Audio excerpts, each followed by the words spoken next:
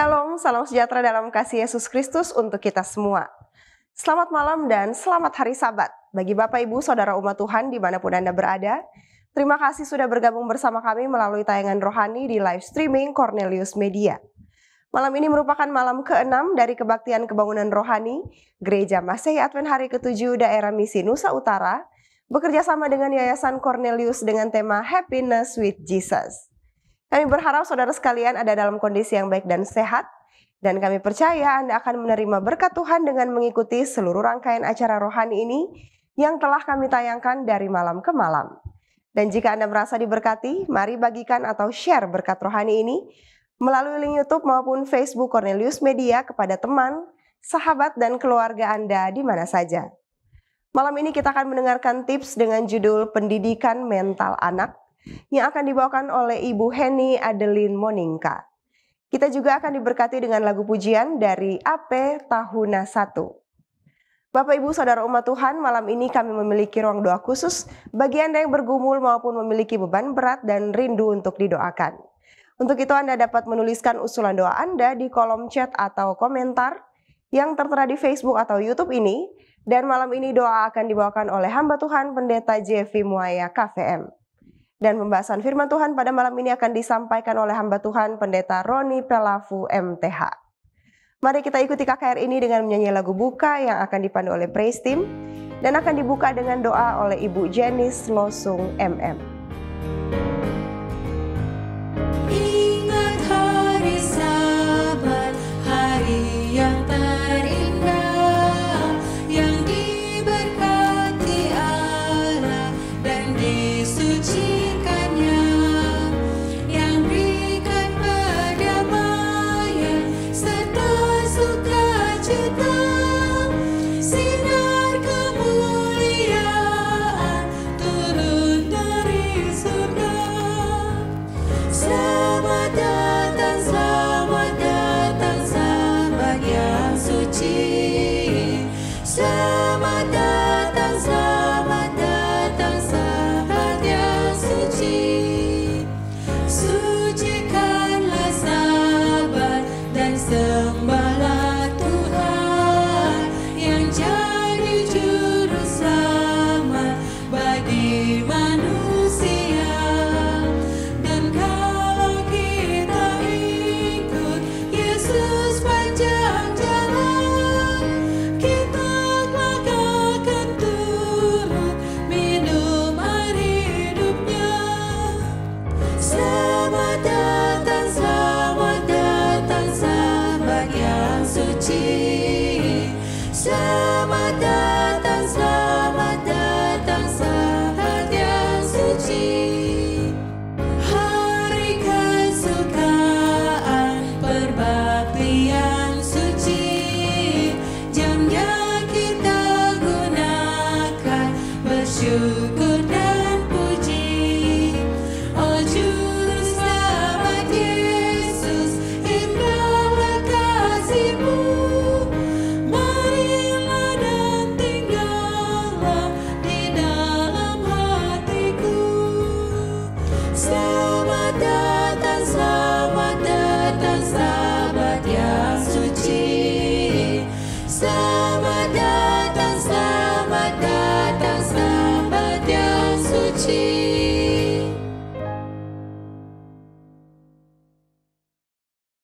Mari kita berdoa. Terpujilah nama-Mu ya Tuhan. Terima kasih untuk semua berkat kasih Tuhan di dalam kehidupan kami. Kami boleh merasakan begitu nyata Engkau telah menuntun kami dalam KKR Net ini hingga pada malam ini, malam yang ke-6. Kiranya Tuhan memberkati acara ini, baik Mrs. Henny Pelavu Moninka yang akan membawakan tips, dan terutama pembicara pada malam ini, Pendeta Roni Pelavu. Biarlah berkat surga menjadi bagian semua mereka yang mengambil bagian, bahkan kami semua, dan kami boleh menerima berkat daripada-Mu. Terpujilah nama-Mu ya Tuhan, inilah doa kami, di dalam nama Tuhan Yesus kami berdoa. Amin. Selamat malam, Shalom.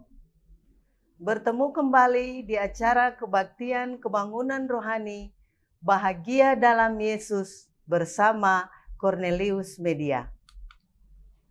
Malam ini saya akan membawakan tips rumah tangga tentang pendidikan mental anak. Tips rumah tangga ini ditulis oleh Dr. Sepriani Timurtini Limbong yang diambil di dalam Rumah Tangga dan Kesehatan Oktober 2022. Tips rumah tangga saat ini saya dasarkan pada sebuah ayat firman Tuhan di dalam Efesus 6 ayat 4 berkata, "Dan kamu bapak-bapak, janganlah bangkitkan amarah di dalam hati anak-anakmu, tetapi didiklah mereka di dalam ajaran dan nasihat Tuhan." Orang tua terkadang tak menyadari bahwa kondisi stres yang dialami anak-anak justru terjadi bukan di lingkungan sekolah, tempat bermainnya, tetapi di rumah kita sendiri. Orang tua sering mempersalahkan HP. Oh, ini karena anak terlalu sering main HP, sehingga perilakunya berubah. Oh, anak saya berubah pola hidupnya karena pengaruh lingkungan teman-temannya. Nyatanya, stres pada anak bisa dipicu oleh perilaku orang dewasa di rumah sendiri. Orang tua terkadang tidak menyadari perlakuan mereka di rumah membuat anak-anak stres. Ada beberapa tanda stres pada anak, misalnya anak menjadi pemurung, anak menjadi pemarah, perubahan pada pola makannya, dan gangguan pada pencernaan, dan lain-lain. Kalau sudah seperti ini Bapak Ibu Saudara-saudara, orang tua sudah harus cepat menyadari bahwa perlakuan kita sudah membuat anak menjadi stres. Apa saja penyebab anak stres di rumah? Yang pertama, karena terlalu sering dilarang jangan. Para orang tua perlu ketahui bahwa anak-anak dengan usia 4-6 tahun sedang berada di zona kreatif dengan keingintahuan yang sangat tinggi. Sayangnya, kreativitas, rasa ingin tahu, si anak kerap kali dianggap sebagai kenakalan oleh orang tua. Hasilnya, anak selalu mendapatkan larangan, dan larangan yang berujung pada anak itu menjadi stres. Bapak Ibu yang diberkati Tuhan, yang lebih parahnya lagi, orang tua melarang jangan tanpa memberi alasan yang jelas mengapa hal itu dilarang untuk dilakukan. Kedua, penyebab kedua perilaku orang tua yang tidak konsisten. Seringkali orang tua melarang anak terkait dengan tindakan sesuatu, tetapi malah orang tua melakukan hal yang sama, bahkan orang tua melakukannya di depan anak mereka. Kalau sudah begitu, anak akan kebingungan tentang mana yang benar dan mana yang salah. Anak pun cenderung akan merekam, tersinggung dan membantah ketika orang tua menegurnya kembali. Kenapa?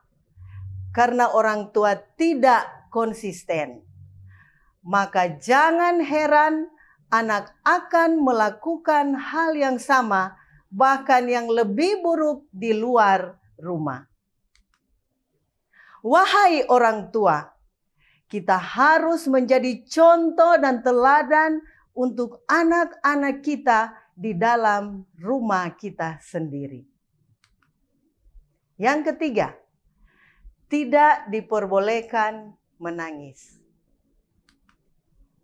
Ini biasanya terjadi pada anak laki-laki. Sering kita katakan anak laki-laki tidak boleh menangis. Padahal setiap anak berhak untuk meluapkan emosinya sekalipun itu dengan tangisan. Apalagi bila benar-benar terluka, tentu anak itu akan lebih tertekan bila dilarang menangis. Tanpa disadari, perilaku menahan perasaan menangis adalah penyebab anak itu menjadi stres. Yang keempat, pertengkaran orang tua. Ini juga salah satu pemicu atau penyebab anak menjadi stres. Anak-anak berhak mendapat kenyamanan di rumah sendiri. Apabila yang dia dapat hanyalah pertengkaran orang tua, bahkan diperlihatkan kekerasan dalam rumah tangga di hadapan anak-anak, maka anak itu akan menjadi sangat tertekan dan frustasi. Bukan tidak mungkin di kemudian hari dia akan takut berumah tangga. Atau dia akan melakukan seperti yang ayah dan ibunya lakukan. Bapak Ibu yang diberkati Tuhan, nasihat ini bisa menolong para orang tua agar dapat memposisikan diri mereka lebih baik lagi. Sebuah nasihat dari seorang penulis dan pemerhati rumah tangga Kristen berkata, "Hai orang tua, di atas pundak mula dipercayakan kewajiban untuk menjadi pembawa terang. Bersinarlah, teranglah di dalam rumah tanggamu.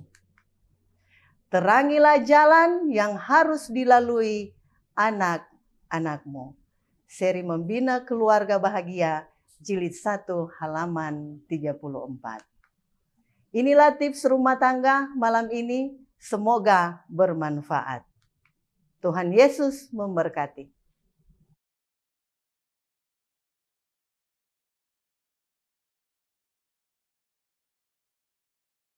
Jam kita tak tahu bila Yesus kembali, tapi tandanya tunjuk dekat sekali. Kedatangannya jadi gemaran hati, tapi jamnya tak tahu. Jagalah, Yesus datang kembali. Jagalah, haleluya, haleluya, dengan kemuliaan. Yesus datang kembali, tapi jamnya tak tahu. Ada terang bagi orang yang mau bertobat.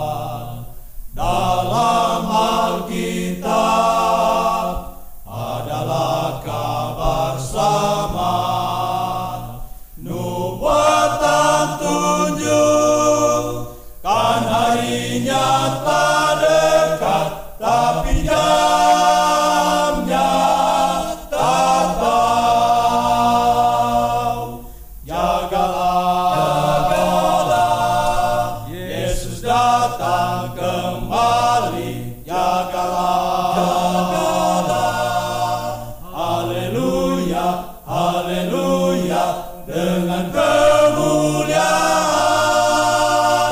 Yesus datang kembali, tapi jamnya tak tahu. Jagalah, Yesus datang kembali, jagalah. Haleluya, haleluya, dengan kemuliaan. Yesus datang kembali, tapi jamnya tak tahu.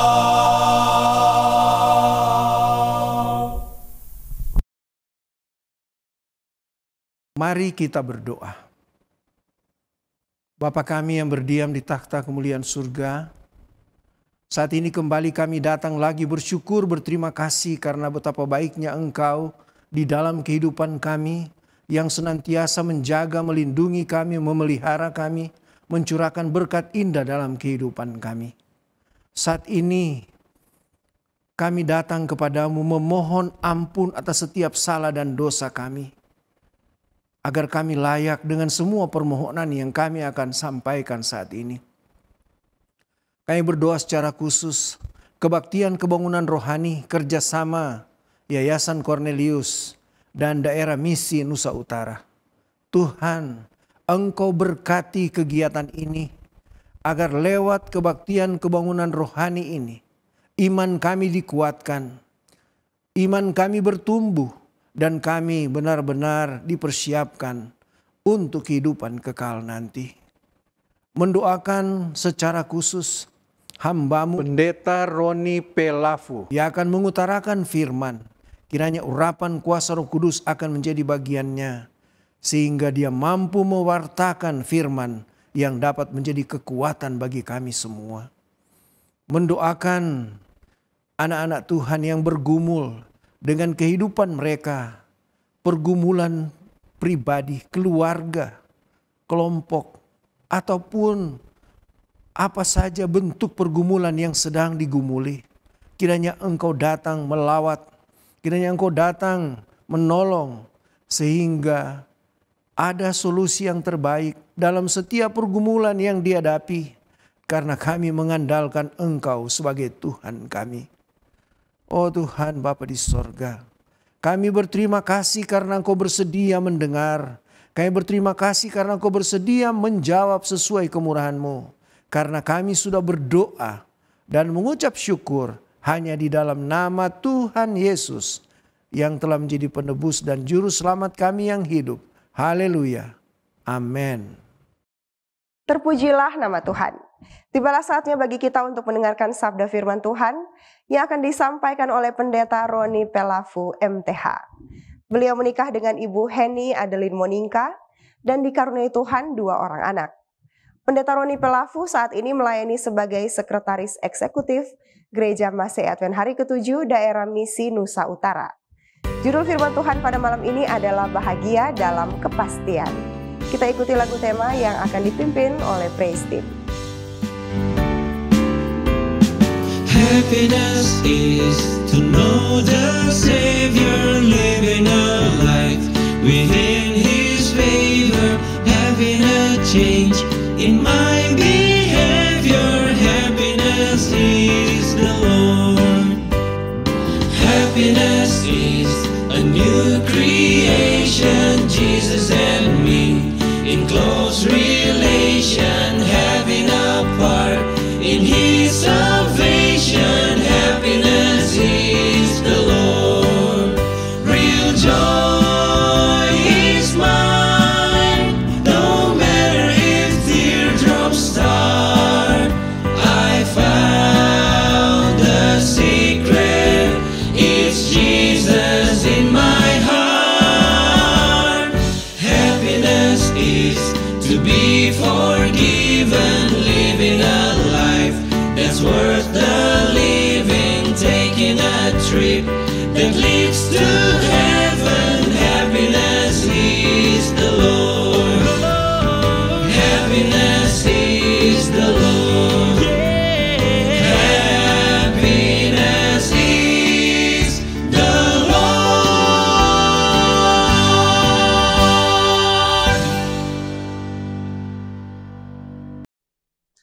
Salam saudara-saudaraku, umat Tuhan yang telah bergabung dalam kebaktian kebenaran rohani net saat ini. Tak terasa kita sudah berada pada penghujung kegiatan kebaktian kebenaran rohani net bersama Cornelius Media. Bahagia bersama Yesus. Banyak orang di dunia ini ingin bahagia. Tetapi terkadang mereka tidak tahu bagaimana dan apa itu bahagia sesungguhnya. Sehingga masing-masing menciptakan dan ingin mencapai kebahagiaannya sendiri. Dalam pembahasan saat ini, saya mengajak kita marilah berbahagia bersama dengan Yesus. Dalam sebuah judul yang sangat penting, bahagia dalam kepastian. Mari kita berdoa. Maha besar Tuhan Allah Bapa di sorga, berkati kami ketika ada dalam ibadah net bersama Cornelius Media saat ini. Berfirmanlah, kami rindu mendengarkan sabda-Mu. Di dalam nama Yesus Kristus kami sudah berdoa. Amin. Ketika Allah menciptakan manusia pada mulanya, Dia memberikan hidup kepadanya. Selama manusia tidak memutuskan hubungannya dengan Allah, hidupnya akan terus berlangsung. Tetapi ketika Adam dan Hawa berdosa, mereka mulai mati. Manusia tidak mempunyai hidup dalam dirinya. Untuk memberi kehidupan kepada manusia, itulah Yesus Kristus harus datang ke dunia ini. Yohanes 10 ayat 10 bagian B, Aku datang supaya mereka mempunyai hidup dan mempunyainya dalam segala kelimpahan. Akulah jalan dan kebenaran dan hidup. Yohanes 14 ayatnya yang ke-6. Tuhan Yesus harus datang untuk menunjukkan jalan kehidupan. Jalan kehidupan ditujukan Yesus kepada Nikodemus. Untuk masuk kepada kehidupan yang kekal, kata Yesus, engkau harus dilahirkan kembali. Mungkin saja pertanyaan Nikodemus juga merupakan pertanyaan saya dan saudara. Bagaimana mungkin aku dilahirkan kembali jika aku ini sudah tua? Tetapi yang Tuhan Yesus maksudkan kepada Nikodemus, dilahirkan kembali dari air dan roh dalam arti baptisan. Mari kita lihat Yohanes pasal 3 ayat 3 sampai 5. Yesus menjawab, katanya, Aku berkata kepadamu, sesungguhnya jika seorang tidak dilahirkan kembali, ia tidak dapat melihat kerajaan Allah. Kata Nikodemus kepadanya, bagaimana mungkin seorang dilahirkan kalau ia sudah tua? Dapatkah ia masuk kembali ke dalam rahim ibunya dan dilahirkan lagi? Tapi Yesus menjawab pada ayat yang kelima, Aku berkata kepadamu, sesungguhnya jika seorang tidak dilahirkan dari air dan roh, ia tidak dapat masuk ke dalam kerajaan Allah. Bapak, Ibu, Saudara, baptis dewasa adalah sakramen pembasuhan yang dilakukan untuk mereka yang menjadi Kristen atau yang percaya pada Tuhan Yesus saat dewasa. Dewasa yang dimaksud adalah dewasa secara jasmani, dewasa secara rohani. Dengan kata lain, sudah cukup umur dan bisa bertanggung jawab atas iman dan kepercayaannya. Secara dewasa pula, berani mengambil Yesus sebagai Tuhan dan Juru Selamat pribadi. Biasanya untuk keluarga Kristen yang gerejanya tidak melakukan baptisan anak atau bayi, akan ada prosesi penyerahan anak di gereja. Para orang tua akan maju, kemudian anak didoakan setelah mereka remaja. Dewasa, barulah mereka dibaptis. Mengapa baptisan harus dilakukan? Orang dewasa, bukan anak, bukan balita, atau bahkan bayi. Karena baptisan ada syaratnya. Harus ada 3 komponen yang ada pada seorang yang ingin dibaptis. Pertama, dia harus belajar. Kedua, dia harus percaya. Ketiga, dia harus bertobat. Dia harus belajar. Kisah 8 ayat 31, bagaimana aku dapat mengerti kalau tidak ada orang yang membimbing aku. Lalu ia minta Filipus naik dan duduk di sampingnya. Belajar bersama, membaca firman Tuhan bersama, belajar bersama sida-sida dengan Filipus. Percaya. Ketika mereka melanjutkan perjalanan dan tiba di suatu tempat yang ada air, lalu kata sida-sida itu, lihat, di situ ada air. Apa halangannya jika aku dibaptis? Lalu sahut Filipus, jika Tuhan percaya dengan segenap hati, boleh. Maka sida-sida itu menjawab, aku percaya bahwa Yesus Kristus adalah anak Allah. Dan syarat yang ketiga, harus orang yang sudah bertobat. Bertobat meninggalkan dosa-dosanya masa lalu dan mau hidup baru di dalam Yesus. Kisah 8 ayat 38, lalu orang Etiopia itu menyuruh menghentikan kereta itu dan keduanya turun ke dalam air, baik Filipus maupun sida-sida Etiopia. Filipus membaptiskan dia. Baptisan adalah tanda pertobatan. Kalau kita mempelajari ayat-ayat tadi, mengapa baptisan itu begitu penting? Karena yang pertama, baptisan berhubungan dengan keselamatan jiwa seseorang. Markus pasal 16 ayat yang ke-16. Kalau kita baca dalam kitab suci, dikatakan siapa yang percaya dan dibaptis akan diselamatkan. Yang kedua, kenapa baptisan itu begitu penting? Karena perintah agung Yesus Kristus. Matius 28 ayat 18 sampai 20. Karena itu pergilah, jadikanlah semua bangsa muridku dan baptislah mereka dalam nama Bapa, Anak, dan Roh Kudus, dan ajar mereka melakukan segala sesuatu yang telah kuperintahkan kepadamu. Dan hal yang ketiga, mengapa baptisan itu begitu penting? Karena Yesus dibaptis. Matius 3 ayat 13.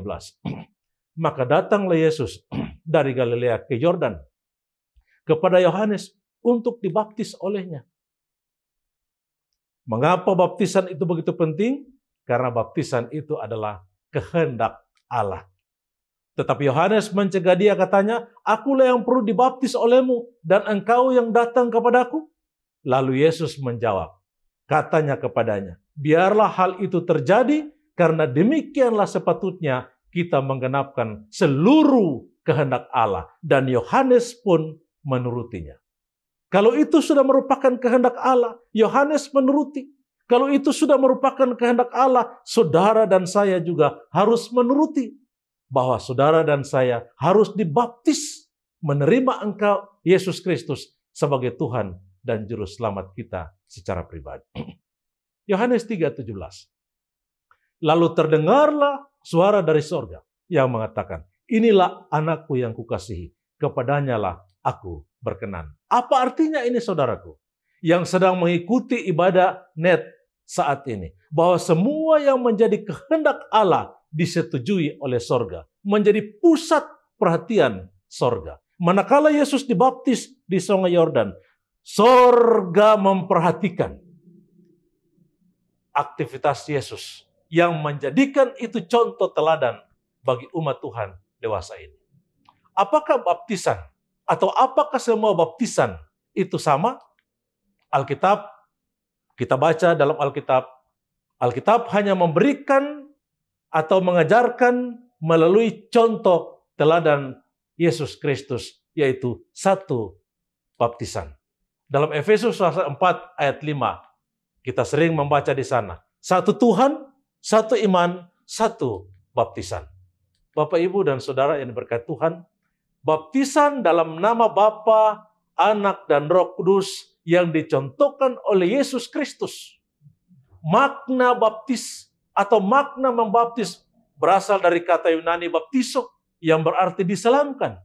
Karena kata itu diambil dari kata kerja bapto, artinya diselamkan atau dimasukkan ke dalam air. Jadi kalau disebut baptisan, harus dibenamkan, harus diselamkan. Di luar dari itu bukan baptisan. Peristiwa pembaptisan dengan air dalam Perjanjian Baru dicatat dengan cara diselamkan. Di dalamnya dapat kita baca bahwa Yohanes pun membaptiskan di Sungai Yordan. Matius 3 ayat yang ke-6. James Cardinal Gibbons pernah berkata, untuk beberapa abad lamanya, gereja Kristen membaptiskan dengan cara diselamkan. Tetapi sejak abad ke-12, baptisan dengan cara dipercik menjadi tradisi gereja, maka gereja memiliki kuasa untuk mengatur cara yang cocok dengan situasi dan keadaan. Tetapi dari mulanya, baptisan diselamkan itu menjadi tradisi, itu menjadi lumrah di zaman Perjanjian Baru. Hanyalah baptisan yang dilakukan dengan cara selam yang mempunyai makna utuh yang kelihatan. Roma 6 ayat 3 dan 4. Atau tidak tahukah kamu bahwa kita semua yang telah dibaptis dalam Kristus telah dibaptis dalam kematiannya? Dengan demikian, kita telah dikuburkan bersama-sama dengan Dia oleh baptisan dalam kematian, supaya sama seperti Kristus telah dibangkitkan dari antara orang mati oleh kemuliaan Bapa, demikianlah juga kita akan hidup dalam hidup yang baru. Jadi mengapa baptisan itu harus diselamkan? Karena mewakili 3 peristiwa di dalam kehidupan. Kita menerima kematian Kristus, kita menerima kebangkitan Kristus. Kita dibaptiskan dan kita keluar dari air, menandakan bahwa kita hidup baru di dalam Kristus. Baptisan adalah lambang mati secara dalam cara hidup yang berdosa, penguburan dosa-dosa dalam kuburan air baptisan, kebangkitan dalam hidup baru bersama dengan Yesus. Ada banyak hambatan, saudara-saudara, apabila saudara mengambil Yesus sebagai Tuhan dan Juru Selamat pribadi. Ada banyak hambatan yang akan dialami oleh seorang yang akan dibaptiskan. Hambatan boleh datang dari orang tua, hambatan boleh datang dari istri atau suami, anak-anak, pekerjaan, agama, dan lain sebagainya. Tetapi Yesus berkata, barang siapa yang mengasihi bapa atau ibunya lebih daripadaku, ia tidak layak bagiku. Dan barang siapa mengasihi anaknya laki-laki atau anaknya perempuan lebih daripadaku, ia tidak layak untuk aku. Biarpun di tengah-tengahnya berada ketiga orang ini, yaitu Nuh, Daniel, dan Ayub. Mereka akan menyelamatkan hanya nyawanya sendiri karena kebenaran mereka. Demikianlah firman Tuhan. Biarpun Nuh, Daniel, dan Ayub berada di tengah-tengahnya, demi aku yang hidup. Demikian firman Tuhan Allah. Mereka tidak mampu menyelamatkan baik anak laki-laki maupun anak perempuan, melainkan mereka hanya menyelamatkan nyawa mereka sendiri. Penerimaan kita kepada Yesus Kristus sebagai Tuhan dan Juru Selamat pribadi, itu adalah keputusan pribadi, bukan keputusan kolektif keluarga, tetapi itu keputusan sangat pribadi. Orang tua tak dapat menyelamatkan anak. Anak tak dapat menyelamatkan orang tua. Suami tak dapat menyelamatkan istri. Begitupun sebaliknya. Karena keputusan menerima Yesus sebagai Tuhan dan Juru Selamat pribadi dalam peristiwa sakramen baptisan itu keputusan pribadi orang per orang. Dan sekarang mengapa engkau masih ragu-ragu?